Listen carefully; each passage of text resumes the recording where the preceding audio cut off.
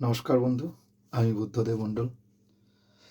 আবার দুটো কথা আমি বলতে চাই। বন্ধুরা,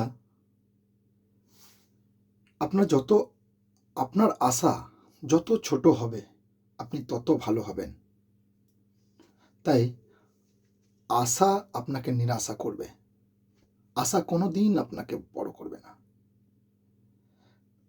যত আশা আপনি কম রাখবেন তত আপনি সুখে থাকবেন, তত আপনি কষ্ট কম পাবেন, তত আপনি ভালো থাকবেন মানুষের কাছে। আমি ওটাই বলতে চাইছি, এই আশাটা সেটাই, আকাঙ্ক্ষা, এক্সপেকটেশন। মানুষের কাছে আপনি যত আশা কম রাখবেন তত আপনি ভালো থাকবেন। আর যত বেশি আশা রাখবেন, সে কাছের বন্ধু, দূরের বন্ধু, নিজের মানুষ, আপন মানুষ, খুব কাছের মানুষ, সকলের কাছে যত আশা আপনি কম রাখবেন তত মানুষ আপনাকে ভালোবাসবে।